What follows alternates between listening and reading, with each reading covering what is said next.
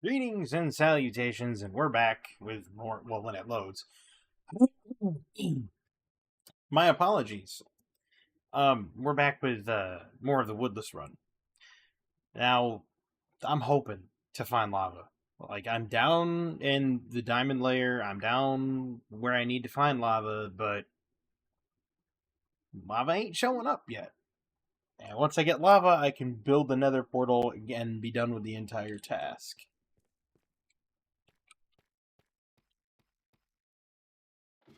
And it's not that I want to be done with it because it's boring or anything like that. It's quite the opposite. Like, my apologies again. I had lemon juice and water, so if anybody knows anything about lemon juice and water, it kind of creates a bit of phlegm. My sincerest apologies. I'll try to wash it down with some coffee.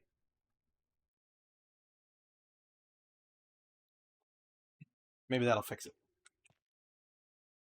I need to tunnel. If I tunnel back that way, it's going to be the death pit.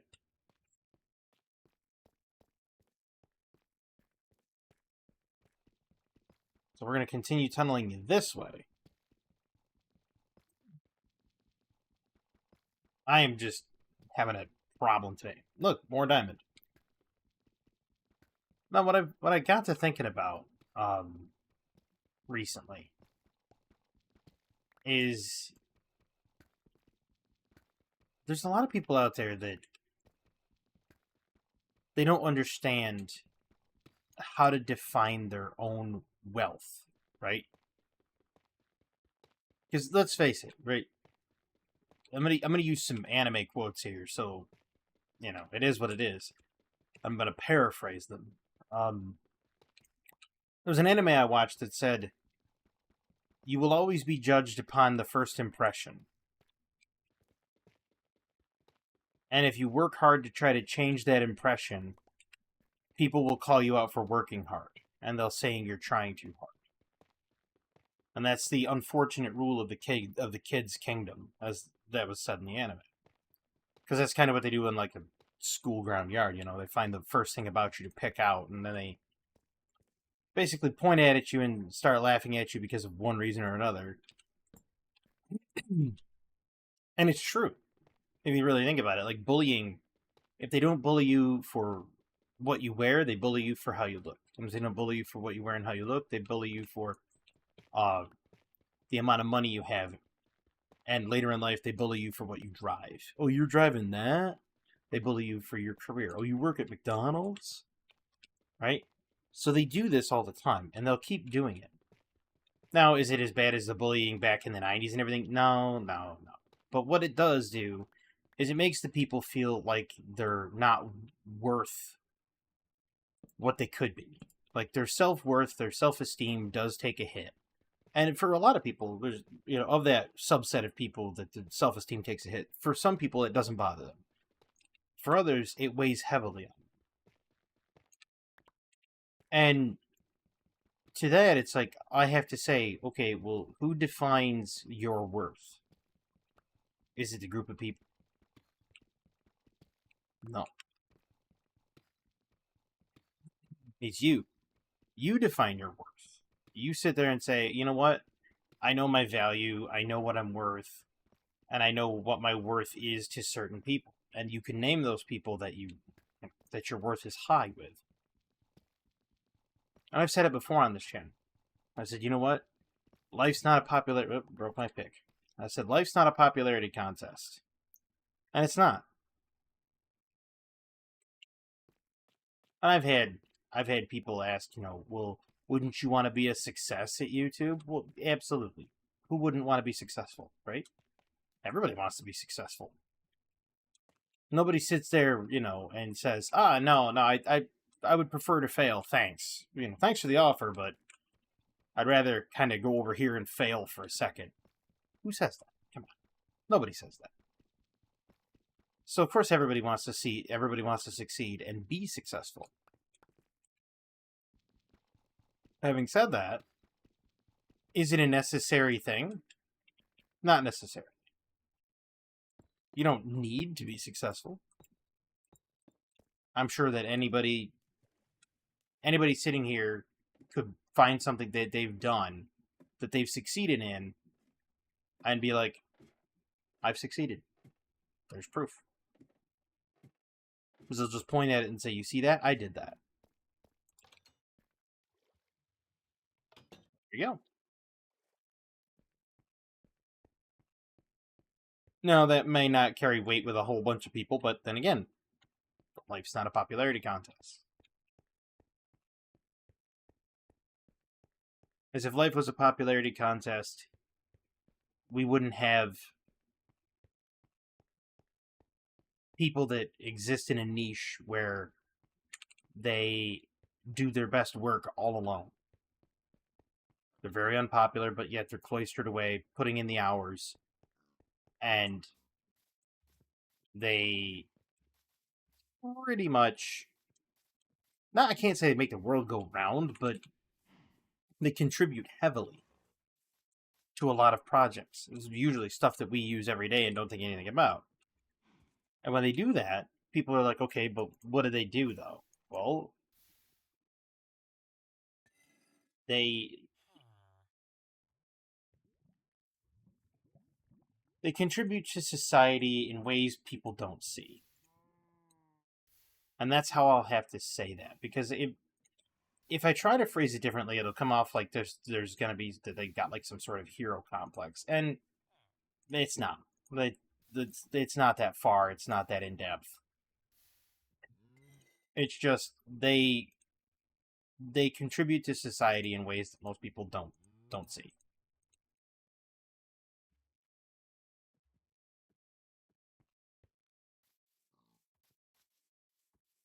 That doesn't make them any less valid. That doesn't make their value any lower.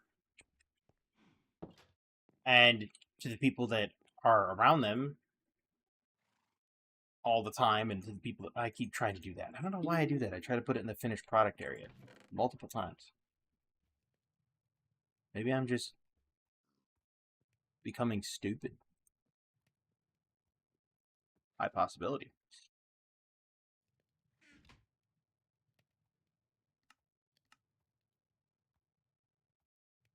Um,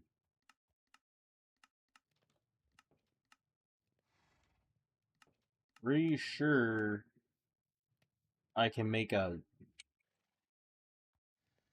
I didn't right click the. Never mind. Again, am I getting? I haven't played it in forever. And by forever, I mean like 6 days. That's how quickly. Like I've been playing other games. Been trying out. I've tried out a demo of another game. It's called something like Dawn. What's it called? Yeah.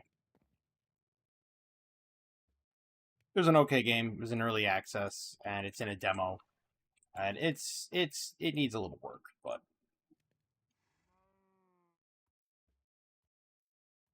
all things considered, it's a good game. Like I like the direction they're going, but it's like I said, it needs work.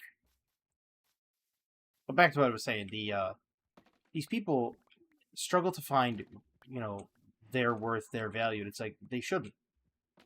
They should know it. They should be able to say, ah, yes, I'm this person, and I mean this to this. I mean, I'm this important to this group of people.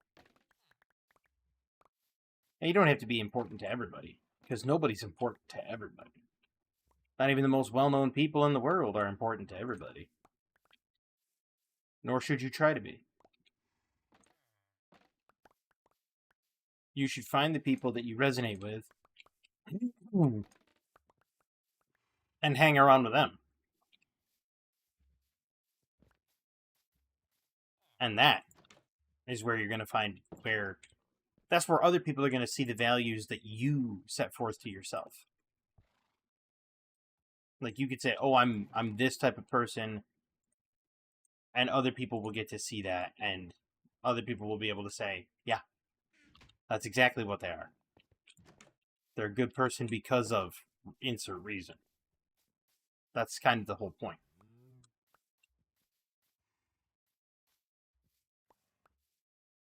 It's difficult to do. It's difficult to do, especially if you're people that are, you either have a communication disorder, which people say, oh, it's a communication disorder. No, no, no.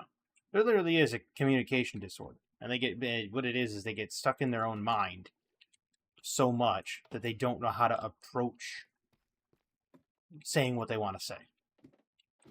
So they just kind of muddle through it and make a lot of mistakes. Kind of like an introvert, but worse. If you had to put a phrase to it, because an introvert will, they'll sit there and they'll muddle through a conversation, but they won't be happy about it. People with a communication disorder, they won't even be able to muddle through the conversation. They'll just sit there and not talk, even though in their head they've got 96 lines of dialogue going on, thinking of every possible scenario, every sub-scenario. It's ridiculous.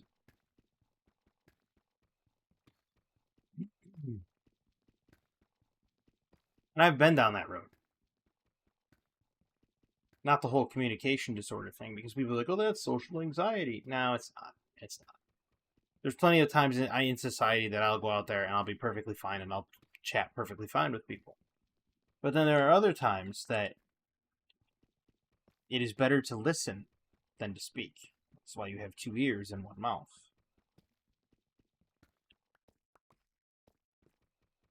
And I'll sit there and I'll just listen intently to everything going on around me.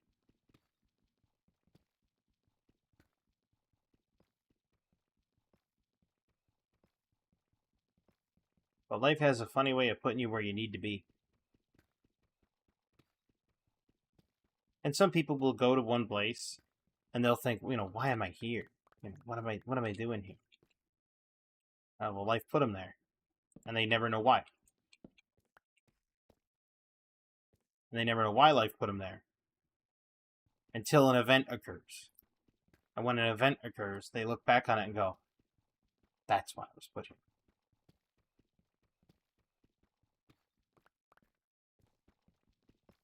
But to go back around to the whole worth comment, like, people need to define their own worth. They need to sit there and say, I know my worth. I know my time is valuable because everybody's time is limited. Time is the shortest, is the smallest resource we have. You can get infinite amounts of money, right? But you will always have a finite amount of time. Time is your most valuable resource. To trade it for money in a foolish manner is just, it's folly.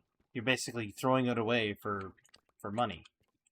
And people would say, well, but wait, Quiz, isn't that what you're doing here? No. No. First off, I don't make a dime. At least not yet. Secondly, what I'm doing here is, in my games, if I'm not just enjoying the game for what it is, in my games I'm trying to impart wisdom. Things that I've learned through my life. Things that I've been through, things I've experienced. Even stuff that I've just witnessed. I've watched other people go through it. Watched their trials, their tribulations. Learned from them. And yet I sit there and I think to myself,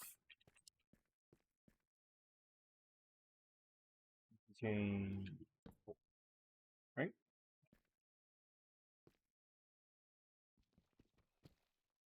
Gotta keep the depth gauge accurate.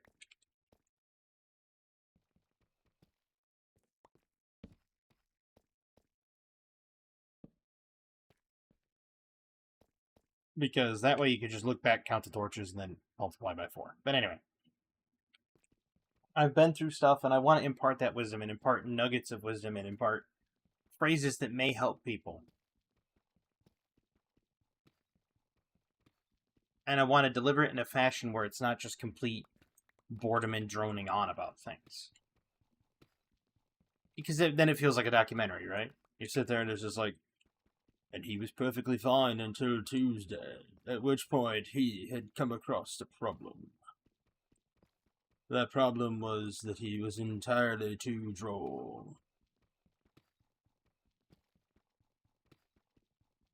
You don't want to sound like a documentary, so you want to deliver it with some form of entertainment or entertaining value that can be either witnessed in the background or paid attention to in conjunction with what is being said.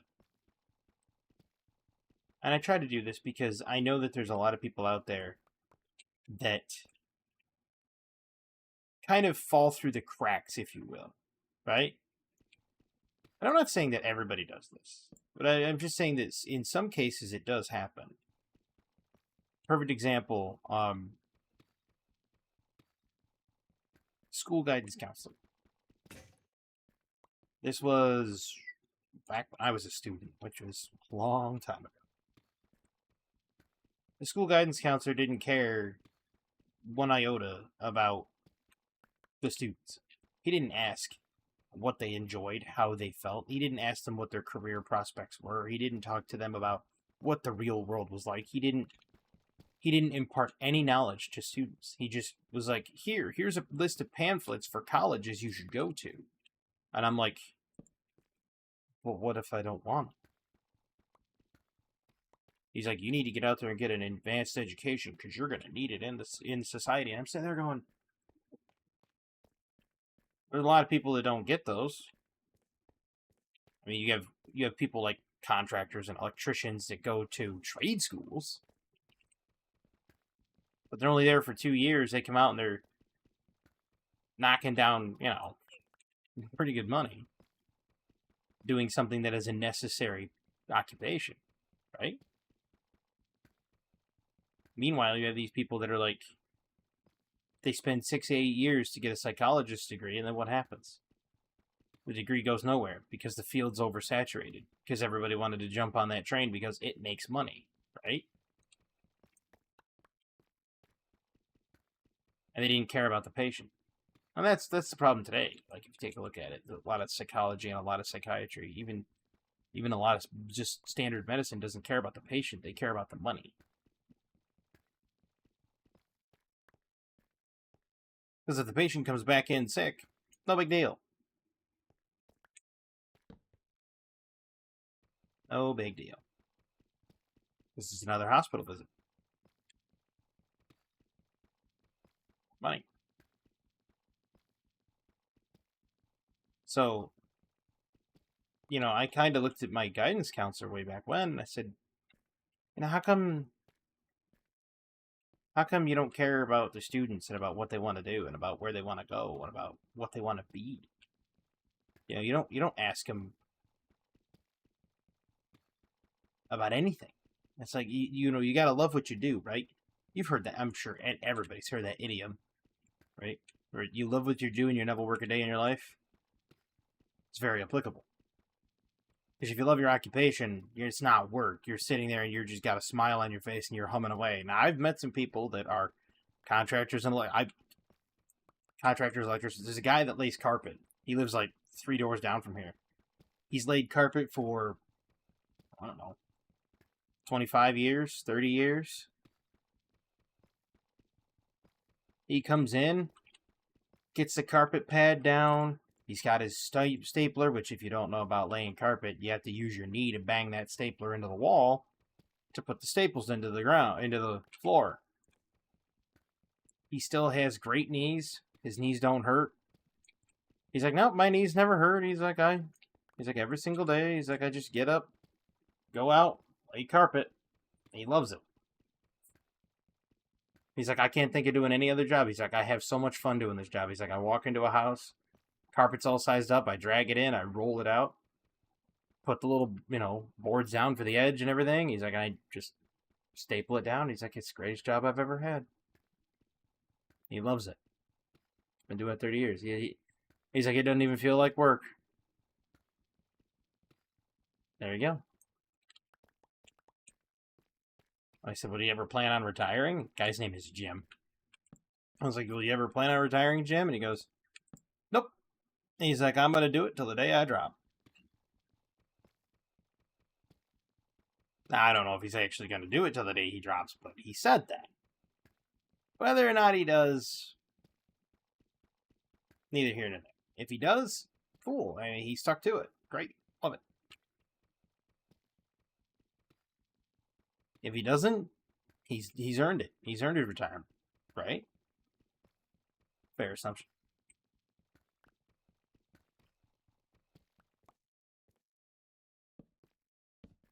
But he knows his worth. He knows his worth. He knows his value. He can sit there and no one's going to dictate to him what his, what his value is or what his worth is to the world. Nobody does that. He gets to do that. Like, everybody gets to make their own statement with their own life.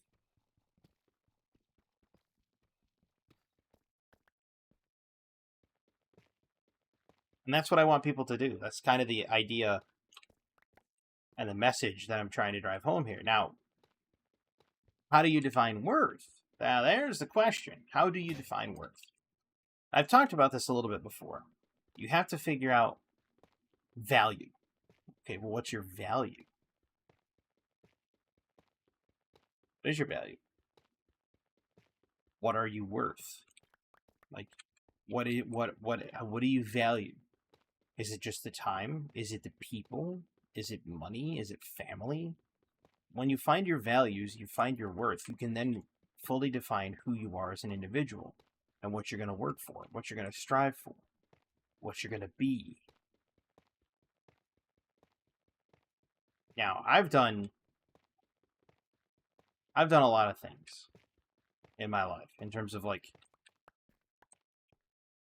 introspection, so to speak.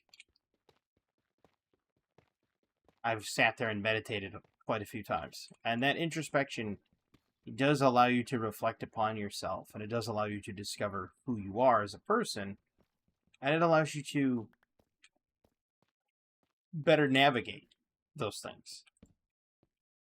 A lot of people don't like to meditate because they think it's worthless, or they think it's, new age bunk. But I'm telling you, you'll get answers.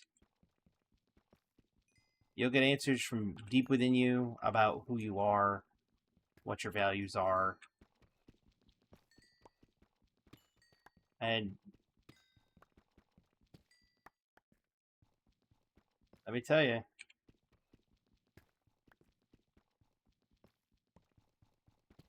it's one of the most wild things you'll ever see to sit there and really think about it and find out answers about yourself that you think you knew, but you didn't.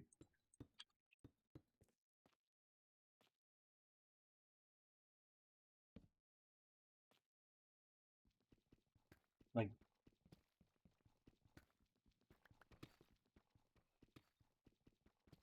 I like thinking outside of the box, thinking very esoterically. Always have. Which is why I learned palm reading, which is why I learned numerology, because I wanted answers. I wanted answers to the questions I was posing, and I couldn't find them. Even through looking, I couldn't find them. Because they were questions that were philosophical in nature.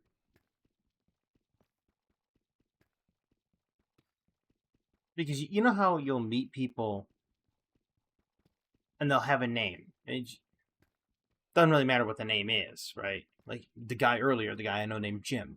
Think about it. Think about the Jims you know. I know, what, 2, 3? 2 or 3.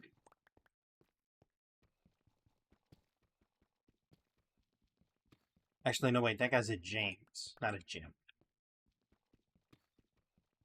But you'll notice that people with common names have a common attribute. They'll either be sure of themselves, or some of them will be arrogant, some of them will be cocky. It depends on the person, right? It's a completely person-to-person basis.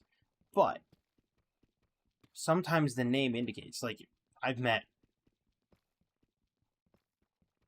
like 5 Britneys. Every single Brittany I know strives to be intelligent and strives to maintain this like a high-class look. Don't know why. But every single Brittany I know does the same thing, right? And I thought, maybe it's in the name. Well, it is, but it's not. It's in the numbers that lie within the name. It's also on your hand. People's hands will tell stories that they think that they've hidden for years. People's hands tell the truth. It is a roadmap of your life. The lines never lie. The numbers never lie. They can't. You're incapable of it. Now, what do I mean? You're probably wondering. You're probably sitting there thinking, this guy's cracked. He's loony. He's lost his marbles. No. Let me explain. If it's nighttime outside, I'll have time to explain it. And you'll see what I mean. So, we're going to get up here. We're going to see if it's nighttime.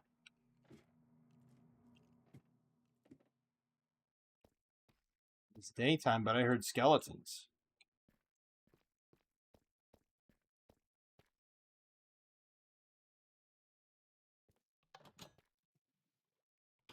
Interesting.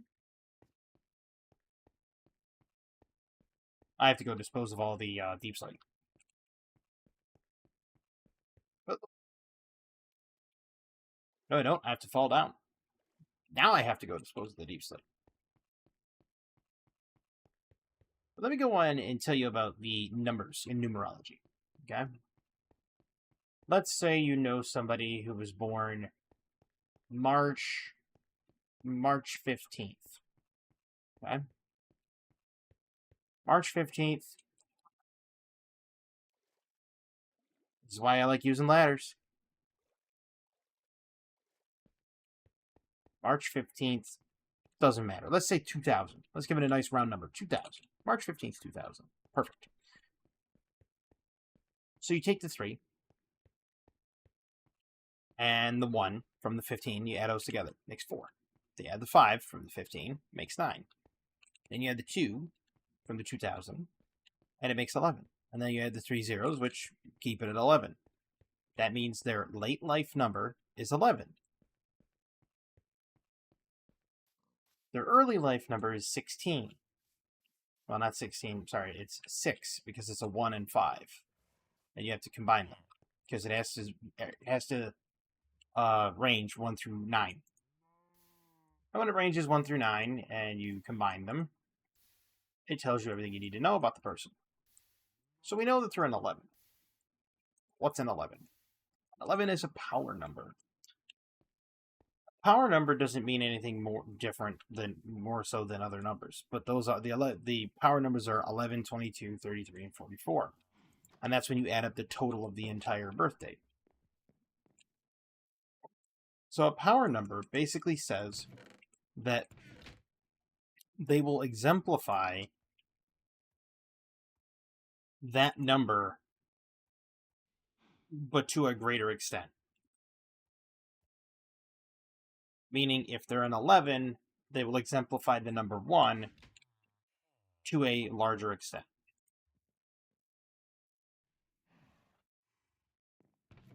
So, let's take a look at the number 1. The number 1 is the number of somebody who is either a leader, they want to take charge of things, or they are egotistical. And not necessarily egotistical to being like, I'm better than everybody, but more so, any sort of dealing they do is, how does this benefit me? And they really lean into that a lot, believe me. They're very selfish individuals. And you probably know people like this. You probably have met them, and you're just like, man, I can't stand that person because he's such a self-centered douche, right? Chances are, they're a 1. Now, when you're an 11, you have 2 1s. Oops, didn't mean to tear up that 1 wheat. And when you have those 2 1s, it's double the 1, effectively, because that's what it is. 11 is double 1. So they're even more so a leader, and more so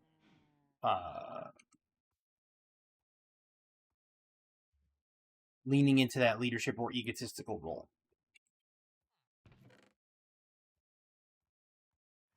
Now, if they're a leader, this obviously can be shaped. You can obviously guide them to become a better individual. You're not literally at the behest of them being a complete wad. So you can kind of point them in the right direction, so to speak, right? But they're also a 2 because you have to, again, when you combine it, you have to reduce it down from 1 to 9. So that makes him a 2. Now, what's a 2? A 2 is somebody who's spiritual. Not religious per se, spiritual. Some of them do go down the religious rabbit hole. Some of them become religious. Not all of them, but some of them. And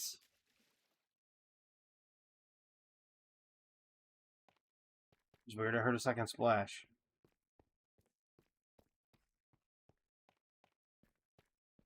Those that are religious 11s often want to become the head. If they go religious, they often want to become not a parishioner. I was gonna say a parishioner. They want to become a pastor, a priest, a bishop, a cardinal, someone who's in a leadership role as well as religious role, right? That's where they would be most comfortable. The other half of a 2 goes down the rabbit hole of the occult. And when I say occult, I don't mean like becoming a Wiccan or whatever like that, though that is applicable. That is still under the umbrella of the occult.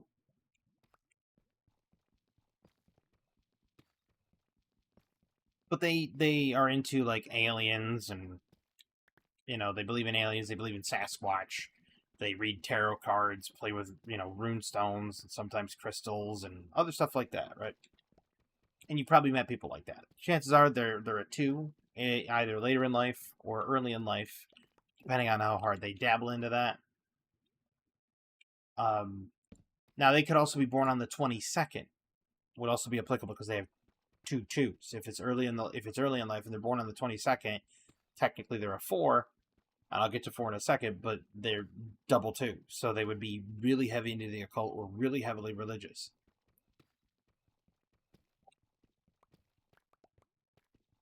But you take a look at their birthday, the March 15th person from 2000, right?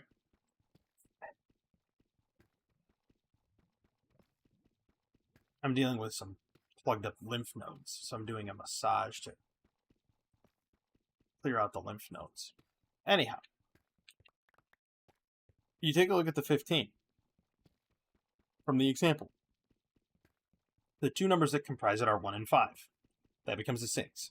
Now, a 6, I will jump into right now because it is part of the example I gave. A 6 is somebody who does not like fighting. They like harmony, and they will seek out harmony as much as humanly possible. If there's yelling or shouting or just people being cross with one another, they're out of there. They're walking away. They're like, ain't worth my time. Brother, I'm out. Those are those people. And you've probably met a bunch of people like that. But these people take it to a whole new level, especially the number 15. The reason why they take it to a whole new level if they're number 15, as opposed to 24, is because they have that 1. And they take the leadership role of making themselves scarce. Also, the 5 makes them want to move. So, their leadership role of their own life, they want to be scarce because they want to move. They're going to make themselves scarce really rapidly. That's what a 15 will do. A 6, who's born on the 15th. Now, when it comes to the 24th, they will probably excuse themselves in a very orderly manner. I know, sounds weird, right? They'll probably be like, pardon me, I have somewhere I have to be. And then they'll leave. Or it'll somehow pair with the two of, oh, I have to go to a church gathering tomorrow, or I'm getting together to go ghost hunting with some friends. There's always going to be that excuse. I'm going to chisel this way because I know I have another one I have one that's going straight back. Is it turned off to the right? I think it's turned off to the right. But it go off to the right on this one over here, and then I'll go off to the left on this one so that it makes a square.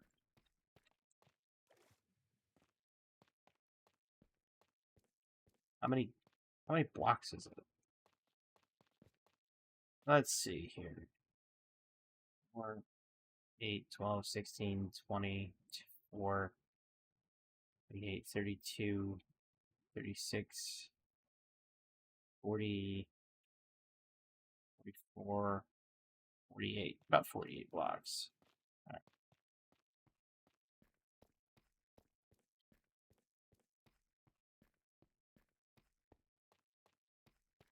Now, a number 3. Because we've already been over number 2. We've already discussed what a number 2 does. A number 3. A number 3 is indecisive. There is no other option. Whereas, like with number 1, it's either leadership or egotistical. And a 2, it's either religious or occult. A 3, it's quite literally just they're indecisive. This is both the good and the bad. But even then, the bad is good. Makes no sense, right? Let me elaborate. A 3 has troubles deciding. Now, when I mean indecisive, I mean about everything. Breakfast, hairstyle, hair color, what to drive, what to wear, what to do in a day. These are the people that if you ask them where they want to go, they'll go, I don't know. They'll just kind of shrug their shoulders and give you a look like, I don't care. They do care, but they don't know. It's much easier for them to say, I don't care, and just kind of go with the flow than it does for them to make a decision. It's much easier for them to just go with the flow than to make a decision. Anyhow, you probably know some people like that too.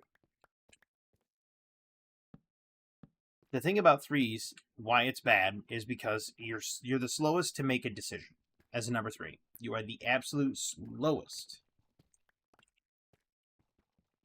Last one over the finish line. And you're thinking, man, that sucks. I'm the last one over the finish line. Come on. But, and here's the key. This is the kicker. You make the best decisions because you've had enough time to think. You are indecisive, so you spend all that time thinking. When all that time thinking is done, what happens? When you make a decision, it's a ripping good decision.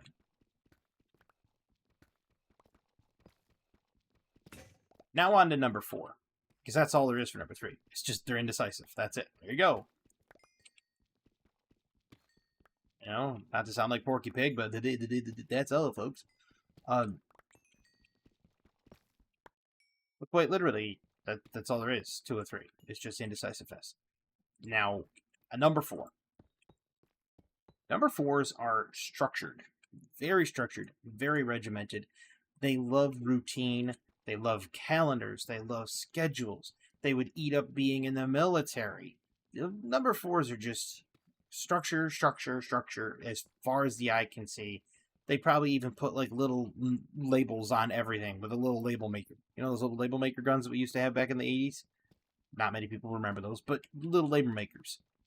They probably take one of those little label makers and they put things like milk on their milk because they love the structure. They love having that order. These people would often make great police officers because they like order. Their desks are generally orderly. And if their desk isn't orderly, their car is. And if their desk and their car isn't orderly, their mind space is. Because these people can sometimes be messy too. And you're like, well, wait a minute, you're a 4. Where's the order? Where's the structure? Structures appear. The itinerary is orderly. The rest of the life is chaos. But the itinerary is orderly. orderly. So they have it. The problem with being that, they're often a stick in the mud. A 4 is not going to go on a wild and crazy adventure. A 4 is going to go on a very rational, well thought out, well planned out tour. It won't be as wild and crazy as you think, but that's what a 4 does. Now on to a number 5. 5 never stops moving. Never. And if they're not moving physically, they're moving mentally. And if they're not moving physically and mentally, they're moving verbally, and they can't shut up. They're always going to go places. So if you're a number 3, a 5 is going to take you on an adventure, and you don't ever have to decide, because the 5's like, hey, let's go here, and number 3's like, saves me the time of picking it out. So 5 and 3 get along. So does 1, and so does 7. 1, 3, 5, and 7 get along. 2, 4, 6, and 8 get along. You're like, I'm thinking, but quiz, isn't it supposed to go up to 9? I'll get to that.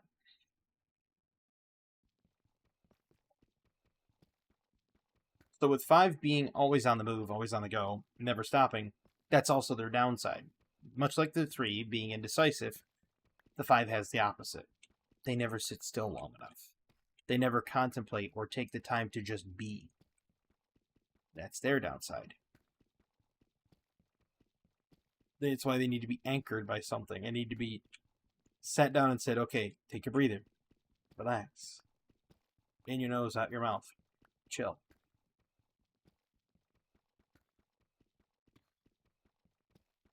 I've already described number 6. Number 7. 7s are interesting because they are literally 3 and 4. And I don't just mean because, oh, hey, if you add 3 and 4 together, you get 7. No. They are literally the embodiment of 3 and 4. They are indecisive yet structured. They're not as indecisive and they're not as structured, right? But they still have the indecision and they still have the structure. They still want order, but they don't know exactly how to order it. That's where their big holdup is. And as you would expect, the bad side of that is they're both.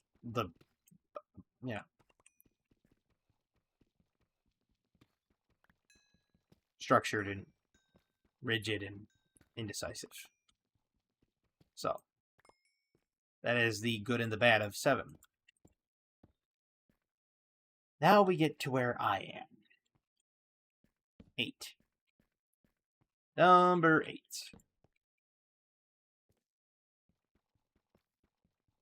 8s are the number of balance. Generally karmic balance, but balance. So must something come into the life, so must something leave the life. Friends, associates, girlfriends, money, jobs. But they weather the storm. They get put through the ringer. They get the worst of the worst offered up to life. But they can withstand it. They look at it and they go, it's just Tuesday. Well, in this case, it's just Monday. But if you take a look at the number 8, right? Number 8.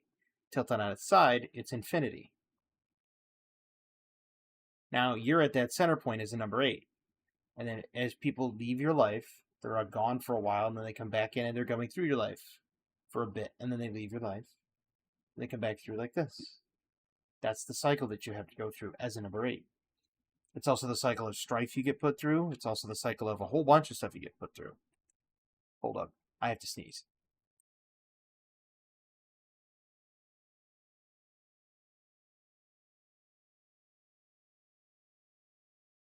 Went away.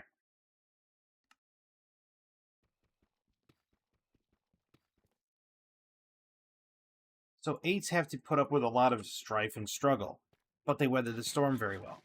They are also people who are karmically balanced. And people say, well, karma is you do bad things happen to you. Not necessarily.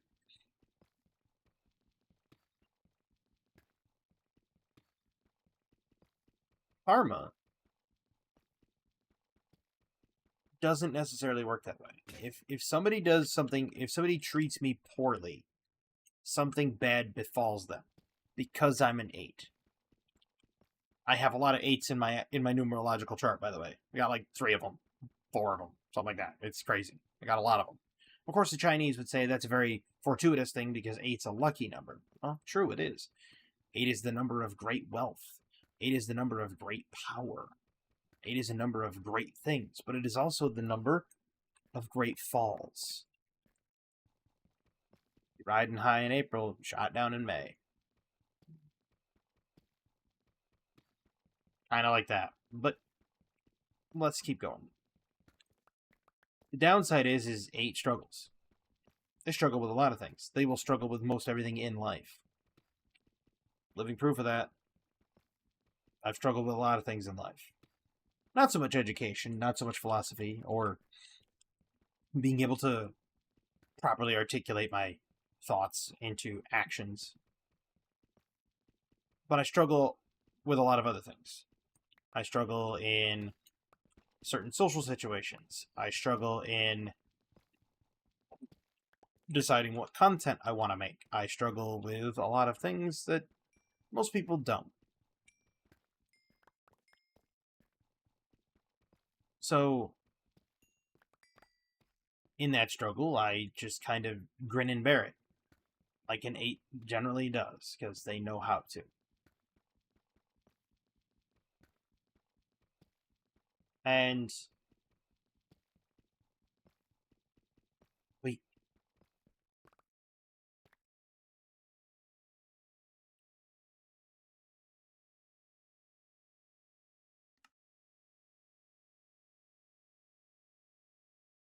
Where's the sound?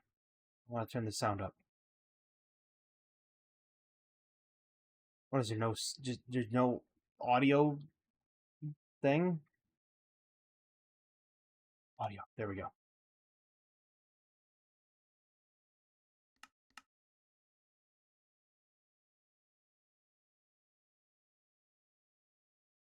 Thought I heard lava.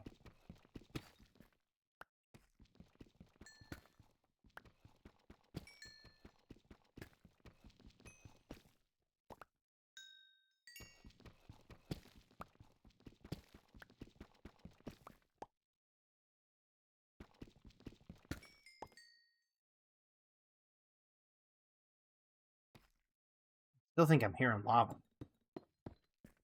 Maybe that's just me being hopeful. Auditory hopeful hallucinations. Anyway, back to what I was saying.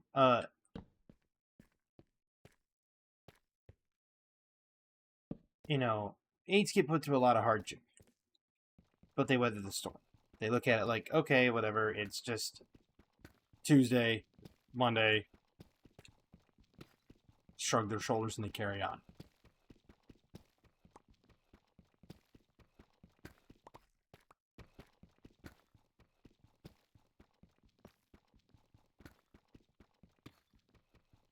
But that's the downside and the upside, right? 8s aren't really averse to risk because they know that things are going to turn out fine, right? It's because they know they can weather the storm. They're like, okay, well, whatever, no big deal. I'll just leave the sound up there and I'll just turn the global down. There we go. They're like, okay, no big deal. So they're not averse to risk. They'll take risks. Calculated, but they'll take them. And then on to the final number before I end it here. 9s. Number 9. Now you're wondering why I excluded them on the list when I said 2, 4, 6, and 8 get along, and then 1, 3, 5, 7 get along. 9s get along with everyone. Now why is that? It's interesting, isn't it? 9s get along with everyone because they are humanitarians.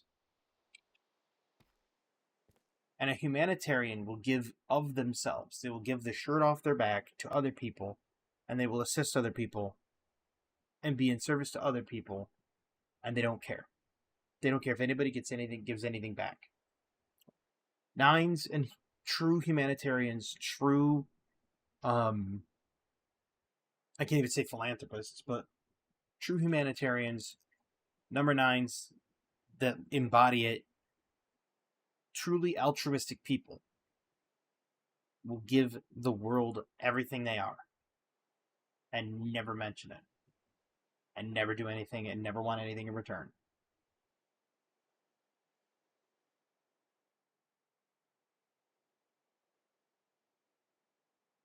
And when asked why don't they want anything in return, they say I didn't do anything. I haven't done anything. So I don't want anything in return. And it's like that phrase on Futurama. If you've done something right, no one will ever be. If you've done something right, people will think you've done nothing at all. Because you've done it right, and it just does not raise enough alarm bells. And you keep it under the radar. Effectively. But that's why nines get along with everybody. Because they're humanitarians that get along because they like everybody. They want to like everybody. I hope that this was all insightful. Now, the reason I went into things like palm reading and numerology, which, by the way, on palm reading, you have your lines here. If I can make a video about that if you wish. It was to look for answers. Quite literally, and this is rather a funny anecdotal story. I was sitting on the toilet, going to the bathroom, and I was looking at my hands one day because I'd just gotten done doing something, and they were a little bit dirty, so I was going to wash them right after I was done with the bathroom. Because if I washed them beforehand and then you wash your hands after the bathroom, it's like you're just washing your hands twice. You know, 2 birds, 1 stone. Anyway, I looked at my hands and they were filthy from what we were doing, and I'm like, you know what? Those lines have to mean something. And that's what got me started on the whole journey. But I want to thank everybody for coming out to this video. I hope you all enjoyed it, because I know I did. I'm a bit upset that we haven't gotten to lava yet. I kind of want to get the Woodless run done, as I'm running out of coal, and I don't want to have to make a 3rd mine to mine more coal. But I might have to. We'll see. Anyway, I thank everybody for coming out and watching it. I hope everybody has a fantastic evening, a wonderful tomorrow, and as always, have a good one.